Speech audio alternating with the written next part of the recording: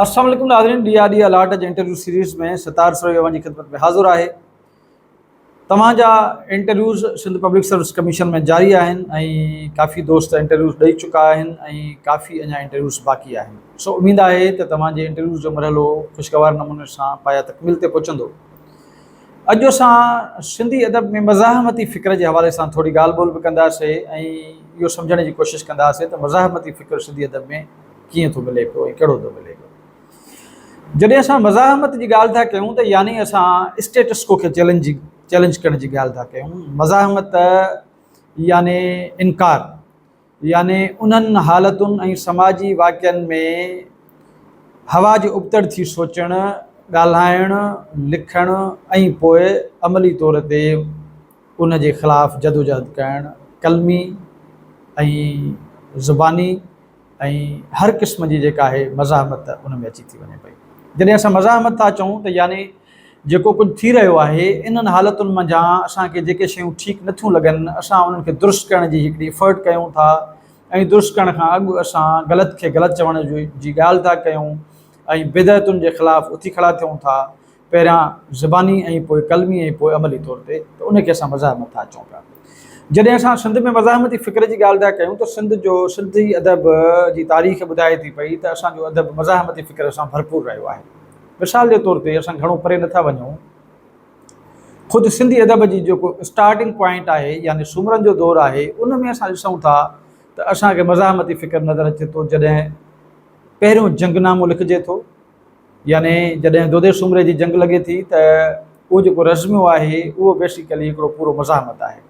यानी अलाउद्दीन खिलजीअ जी काह जे ख़िलाफ़ु सिंधी माण्हू उन वक़्तु जेको विढ़नि था, ज़ुबानी मज़ाहमत कनि था ऐं अमली मज़ाहमत कनि था। ॿिन्ही मज़ाहमतुनि जी सूरत में जेको तख़लीक़ी अमल वजूद में अचे थो, जेका तख़लीक़ साम्हूं अचे थी, उहा रेज़मे जी सूरत में अचे थी, वेड़ जे नज़म जी सूरत में अचे थी, जंगनामे जी सूरत में अचे थी ऐं उहो आहे दोदे सूमरे जी जंग ऐं हुनजो पहिरियों जंगनामो असां वटि सूमर जे दौर में मिले थो। ठीकु, असांजा भट ऐं भान उन ज़माने में बि मज़ाहमत कंदा हुआ उन्हनि सभिनी शयुनि। हाणे मज़ाहमत जा वरी ॿ टे एलिमेंट्स आहिनि। मिसाल जे तौर ते हिकु समाजिक मज़ाहमत आहे, जेको मौजूदु असां समाजी स्ट्रक्चर आहे उन में वेठा आहियूं, पंहिंजनि ई माण्हुनि जी बिदअतुनि जे ख़िलाफ़ु, ज़ुल्म ऐं ॾाढ जे ख़िलाफ़ु, ज़ियादतुनि जे ख़िलाफ़ु ऐं तसलुत जे ख़िलाफ़ु विढ़ूं था, ठीकु, ॻाल्हायूं था, आवाज़ उथारियूं था, हिकु त मज़ाहमत आहे। ॿियो वरी जेके गासिब क़ुवतूं आहिनि, हमले वार क़ुवतूं आहिनि, उन्हनि सां जॾहिं असांजी क़ौम असां इनफ़रादी तौर ऐं इज्तिमाही हैसियत में जॾहिं विढ़ूं था त उहा बि हिकिड़ी मज़ाहमत जी शिकिल आहे। यानी धारियुनि जे ख़िलाफ़ु मज़ाहमत, पंहिंजनि जे ख़िलाफ़ु मज़ाहमत, ख़ुदि समाज अंदरि जेके रीतूं रस्मूं आहिनि, रवायतूं आहिनि जेके ख़राबु आहिनि, बुछड़ियूं आहिनि या इंसान दुश्मन आहिनि, नफ़रत आहे, उन जे ख़िलाफ़ु विढ़ण वारी मज़ाहमत, माना इहे सभु एलिमेंट्स असांजी मज़ाहमत जा अचनि था पिया। मिसाल जे तौर ते सिंधी अदब में असांखे पहिरियों जंगनामो दोदे सूमरे जी जंग मिले थो। उनखां पोइ जॾहिं असां अॻिते था हलूं पिया त असांखे तव्हां ॾिसंदो त समन जे दौर में बि वेड़ियूं थियूं आहिनि, उन जा बि ॻाह चया विया आहिनि। उन सां गॾोगॾु ख़ुदि समन जे वक़्त में जॾहिं अरगून काहे था अचनि ऐं मखदूम दूल्हा दरिया ख़ान खे शहीद था कनि त उहो उन वक़्तु बि असां वटि मज़ाहमती फ़िक्र मौजूदु आहे। यानी असीं धारियुनि जे ख़िलाफ़ु, धारियुनि जी काह जे ख़िलाफ़ु चुप करे नथा वेहूं, ॻाल्हायूं था पिया। अहिड़े तरीक़े सां वरी जॾहिं असां ॾिसूं था त मखदूम बिलावल खे शहीद कयो थो वञे, मखदूम बिलावल जॾहिं शहीद थिए थो, घाणे में पिटिजे थो त यकीनन उहो मज़ाहमत करे थो धारे तसलुत जे ख़िलाफ़ु, ॿाहिरनि माण्हुनि जी आमद जे ख़िलाफ़ु ऐं पंहिंजे वतन जी हिफ़ाज़त जे लाइ। माना असां वटि सभ खां घणी जेका मज़ाहमत मिले थी उहा वतन जी हिफ़ाज़त जे लाइ असांजा योद्धा जवान, असांजा कलमकार, असांजा तख़लीकार उहे मैदान ते अचनि था पिया ऐं कलमी जंग विढ़नि था। तव्हां ॾिसंदो त पोइ अरगूननि तुरखाननि जे दौर में बि हिकिड़ो पूरो तसलुत आहे ऐं तव्हां अदबी तारीख़ जा शागिर्द आहियो, तव्हांजे इल्म में हूंदो त अरगूननि तुरखाननि जो दौरु सिंधी अदब में कारो बदतरीन दौरु तसवुरु कयो वञे थो। रत जी रांदि खेॾी वञे थी, ठटे शहर खे तबाह कयो वञे थो पियो, सिंध जा तालीमी इदारा तबाह कया वञनि था। उन दौर में जेके असांजा शाइर आहिनि उन्हनि में घणा शाइर न, पर कुझु शाइर अहिड़ा आहिनि जिन उन्हनि ते लिखियो आहे। यानी असां वटि मज़ाहमती फ़िक्र इन हर दौर में मिले थो पियो। कलोड़नि जे दौर में जॾहिं काहूं थियनि थियूं, मदद ख़ान पठान काहे अचे थो, उन दौर में बि तव्हां ॾिसंदो त असांखे हिकिड़ी मज़ाहमत नज़र अचे थी पई। ऐं मुराद फ़क़ीर जो इहो शेर बि मिले थो, मारे मदद को दूर कयो, छोड़ वञे यज़ीद मियां। त यानी ॾिसो तव्हांखे माना असांजे नंढे खां नंढे वॾे खां वॾे शाइर वटि मज़ाहमती फ़िक्र मिले थो पियो। लतीफ़ साईं जी जॾहिं असां ॻाल्हि था कयूं, हाणे कलोड़नि जे दौर में आया आहियूं, लतीफ़ साईं जी शाइरीअ खे जॾहिं असां पढ़ंदासीं त असांखे लतीफ़ साईं जी शाइरी पूरी मज़ाहमत सां भरपूर नज़र अचे थी पई। यानी हू समाजी हालतुनि जे बिल्कुलु उबतड़ वञी जेको ठीकु आहे उन ठीकु अमल खे ठीकु चवे थो ऐं रवायतुनि जे उबतड़ हले थो, रवायतुनि जे ख़िलाफ़ु मज़ाहमत करे थो, बग़ावत करे थो। पहिरियों बाग़ी शाइर आहे लतीफ़ साईं, जंहिं हर क़िस्म जी मज़ाहमत खां कमु वरितो आहे। समाजिक हालतुनि खे तब्दील करण जे लाइ मज़ाहमत कई अथसि। सियासी हालतुनि जो असरु शाह साईं जी शाइरी ते मौजूदु आहे ऐं करबला जे कज़े खे शाह साईं केॾारे में जेको आहे उहो वॾो तमामु वॾो जंगनामो आहे। केॾारो उहो पूरो सुर जंगनामे ते आहे। अहिड़े तरीक़े सां तव्हां ॾिसंदो त लतीफ़ साईं जा जेके सुर आहिनि उन्हनि में किथे न किथे असांखे हर क़िस्म जी मज़ाहमत मिले थी। जीअं मिसाल जे तौर ते सोणीअ जो किरदारु आहे त सोणी असांखे मज़ाहमत कंदे नज़र अचे थी। रवायतुनि जे ख़िलाफ़ु जॾहिं हुनखे ज़बरदस्ती पढ़ायो वञे थो ऐं हुनजी मर्ज़ीअ जे ख़िलाफ़ु हुनजी शादी कराई वञे थी त सोणी उनजो नोटिस वठे थी, सोणी उनजे ख़िलाफ़ु मज़ाहमत करे थी ऐं ख़ामोशीअ सां पंहिंजी उन मेहार ॾांहुं वञे थी जेको मेहार हुनजी दिलि घुरियो दोस्त आहे या जंहिंखे उहा चाहे थी या जंहिंसां हुनजी दिलि ऐं रूह जो नातो ॻंढिजी चुको आहे। ऐं लतीफ़ साईं केॾो वॾो मज़ाहमतकार आहे त उन रीतुनि रस्मुनि जे ख़िलाफ़ु भरपूर मज़ाहमत कई आहे ऐं सोणीअ खे हीरोइन करे पेश कयो अथई। अहिड़े तरीक़े सां तव्हां ससुई ॾिसो, ससुई तव्हांखे मज़ाहमत कंदे नज़र अचे थी। जॾहिं ॾेर हुनजे मुड़ुस खे खणी था वञनि पिया तॾहिं हूअ मज़ाहमत कंदे रस्तनि ते निकिरे थी पई। ऐं मज़ाहमत मां मुराद हरूभरू इहा न आहे त को जंग हुजे, मज़ाहमत मां मुराद हरूभरू इहा न आहे त को बंदूक खणी विढ़जे, तोपुनि सां विढ़जे, कुहाड़ियुनि सां विढ़जे।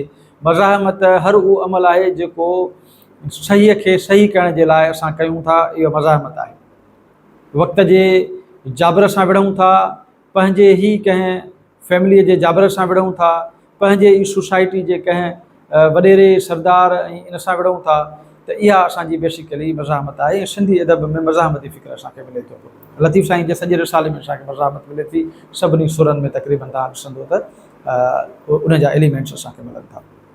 अहिड़े तरीक़े सां जॾहिं असां वरी अचूं था अंग्रेज़ दौर जी ॻाल्हि था कयूं, जॾहिं त अंग्रेज़नि जे दौर में यानी अंग्रेज़नि जे दौर में बि असांजे माण्हुनि अंग्रेज़नि जे ख़िलाफ़ु जंगियूं विढ़ियूं ऐं असांजे सिंधी अदब ते इन दौर जी हिकिड़ी पूरी छाप आहे। यानी तव्हां ॾिसंदो त रूपले कोहलीअ जो किरदारु, तव्हां ॾिसंदो बरसूं बरसूं सिंध न ॾिसूं, होशूशीदीअ जो किरदारु, तव्हां ॾिसंदो त असांजे माण्हुनि मज़ाहमत कंदे कंदे हिकिड़ो ज़बरदस्त शाहकार अदब तख़लीक़ कयो आहे। यानी जॾहिं असां इहो चऊं था त इन खां अॻु थोरो अंग्रेज़नि जे दौर खां अॻु हिकिड़ो ॿियो जेको जंगनामो आहे असांजो, खरड़ीअ वारी जंग जेका लॻे थी पई शाह शुजा ऐं मीरनि जे विच में, उनजो जंगनामो असांखे मिले थो पियो ख़लीफ़ नबी बख़्श कासिम लगारी जी शाइरीअ में ऐं उन दौर जे ॿियनि शाइरनि बि इन्हनि न खरड़ीअ वारी जंग खे ॻायो आहे। ऐं जदीद शाइरनि बि असांजे खरड़ीअ वारी जंग खे उन्हनि जे सूर्यनि खे ट्रिब्यूट पेश कयो आहे। अंग्रेज़नि जे दौर में तव्हां ॾिसंदो त रूपले कोहलीअ वारी जेका जंग आहे या जेका मज़ाहमत आहे अंग्रेज़नि जे ख़िलाफ़ु सूडन जी, उन ते अली बाबा हिकिड़ो ज़बरदस्त कहाणी लिखी आहे कारूंझर जो क़ैदी। हाणे इहो मज़ाहमती फ़िक्र ते भरपूर कहाणी आहे। तव्हां ॾिसंदो त अहिड़े तरीक़े सां असां जेकॾहिं अचूं था पाकिस्तान ठहण खां पोइ जी सूरत हाल ते, त पाकिस्तान ठहण खां पोइ 1 यूनिट लागू थिए थो, सिंध जी तारीख़ी हैसियत ख़तमु कई वञे थी पई। इन दौरान अयूबी मार्शल लॉ मड़ी वञे थी पई। इन दौरान 4 मार्च जो में शागिर्द तहरीक खे कुचलण लाइ जेका कोशिशि कई वञे थी पई, उन में असांजा शागिर्द मारिजी वञनि था पिया। इन सां गॾो गॾु सिंध जी तालीम माना सिंध जी सब्जेक्ट खे तालीमी हवाले सां धकु रसायो वञे थो पियो, महदूद कयो वञे थो पियो। लिसानी फ़साद बर्पा कया वञनि था पिया। ॿोलीअ जे मामले ते असांजी ॿोलीअ खे किनारे सां लॻाइण जी कोशिशि कई वञे थी। पाकिस्तान खां पोइ जे इन मंज़रनामे में तव्हां ॾिसंदो त हिकिड़ी असांजो मज़ाहमती फ़िक्र आहे। अंग्रेज़नि जे दौर खां पोइ माना पाकिस्तान खां पोइ जो जेको अदब आहे उहो निज मज़ाहमती अदब आहे। जेको 1 यूनिट वारो दौरु आहे उनखे मज़ाहमती अदब जो दौरु तसवुरु कयो वञे थो। ऐं तव्हां ॾिसंदो त 1951 खां वठी 70 ताईं वठी जेको सॼो दौरु आहे इहो हिकिड़ो पूरो मज़ाहमती फ़िक्र जो दौरु आहे। उन में असां उहो ई दौरु आहे जंहिंमें शेख अयाज़ जे किताबनि ते पाबंदी लॻी ऐं शेख अयाज़ इहो बि चयो त सिंधड़ी तुंहिंजो नाम वरितो ॼण कारीहर ते पेर पियो। या उहो ई दौरु आहे जॾहिं शेख अयाज़ इन क़िस्म जी मज़हबी मतभेद जे ख़िलाफ़ु मज़ाहमत करे थो ऐं जॾहिं चवे थो त है संग्राम साम्हूं आहे नारायण श्याम। हिन जो मुंहिंजो देश बि साॻियो, हिन जी मुंहिंजी ॿोली साॻी, हिन ते कीअं बंदूक खणां मां, हिन खे कीअं गोली हणां मां। त हाणे माना शेख अयाज़ जो जेको सॼो जेको इब्तिदाई शाइरी आहे या उनखां पोइ उहो तव्हांखे मज़ाहमत जी फ़िक्र सां भरपूर नज़र ईंदी। हीउ उहो ई दौरु आहे 1 यूनिट वारो जॾहिं उस्ताद बुखारी सिंधी ॿोलीअ तहरीक में शामिलु थिए थो ऐं सिंधी ॿोलीअ जी जागरता जे लाइ शाइरी करे थो पियो। इहो उहो दौरु आहे जॾहिं उस्ताद बुखारी कालाबाग डैम ख़िलाफ़ु जॾहिं मुहिम हलाई वञे थी त तॾहिं कालाबाग डैम जे ख़िलाफ़ु मुहिम दौरान चए थो तुंहिंजो शैतान थो कुसर ते ॿधे बंदि ख़ुदा, मुंहिंजो फिरदोस बयाबान ऐं बर थी वेंदो, सिंध आहे साह बिना साह न जी सघिबो आहे, मुंहिंजा महबूब सवा तुंहिंजो गुज़र थी वेंदो। यानी 1 यूनिट जो नफ़ाज़ 1970 ताईं वारी जेका सॼी कहाणी आहे, उनखां पोइ वरी MRD जी तहरीक हले थी पई। MRD जी तहरीक 1 यूनिट इहो सॼा जेके वाक़िया आहिनि, हालतूं आहिनि, उहे बेसिकली सिंधी माण्हू खे बेदार कनि थियूं ऐं उन्हनि जे बुनियाद ते सिंध जे जदीद शाइरनि कहाणीकारनि लिखियो आहे। जॾहिं अली बाबा कारूंजर जो क़ैदी लिखे थो त रनीकोट जा रखवाल ऐं शेख अयाज़ मंज़ूम नाटक लिखे थो पियो। शेख अयाज़ जा मंज़ूम नाटक ख़ुदि मज़ाहमती फ़िक्र जो कमाल आहिनि। जॾहिं भगत सिंह खे फाई लिखे थो ऐं जॾहिं रनीकोट जा रखवाल लिखे थो पियो या दोदे सूमरे जो बोत लिखे थो, त हीअ असां जदीद शाइरनि पंहिंजे फ़िक्र में मज़ाहमती फ़िक्र खे बहितर नमूने सां समोयो आहे। तव्हां ॾिसंदो त असांजा कहाणीकार बि असांखे पोइ ते नज़र न ईंदा। कहाणीकारनि बि भरपूर हिकिड़ी मज़ाहमत कई आहे, उहा सियासी बग़ावत हुजे, सियासी मज़ाहमत हुजे, समाजी हवाले सां हुजे, या धारियुनि जे कब्ज़े जे ख़िलाफ़ु हुजे, या असांजी ॿोलीअ, असांजे क़ौम, असांजी सकाफ़त सां जेका ज़ातियूं या जेके जंहिं क़िस्म जूं कारवायूं थियूं उनजे ख़िलाफ़ु आवाज़ उथाइण जी ॻाल्हि हुजे। तव्हां ॾिसंदो त असांजा जेके अदीब आहिनि उन्हनि खे जेल बि मोकिलियो वियो, उन्हनि जेल भोॻिया।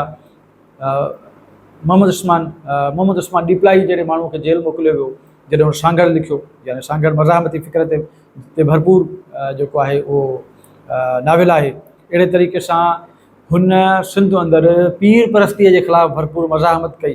तव्हां ॾिसंदो त घणे खां घणा अफ़साना मोहम्मद उस्मान डीपलाई साहिब जा उहे जाली पीरनि ऐं नकली मुर्शिदनि जे ख़िलाफ़ु आहिनि ऐं माण्हुनि में शऊर पैदा करण लाइ।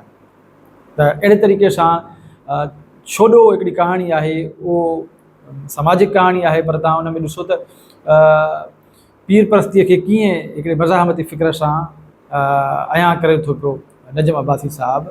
ऐं अहिड़े तरीक़े सां तव्हां ॾिसंदो त तर्जुमा जेके थिया आहिनि ॿाहिरियां, उन्हनि में बि असांखे अहिड़ा तर्जुमा मिलनि था जिन में मज़ाहमती फ़िक्र मौजूदु आहे। सो असां चई सघूं था त सिंधी अदब तारीख़ खां वठी अॼु ॾींहं ताईं असांखे मज़ाहमती फ़िक्र सां भरपूर नज़र अचे थो। अॼु बि जॾहिं असांजे कारूंजर ते वार थिए थो तॾहिं असांजो शाइर कारूंजर ते लिखे थो।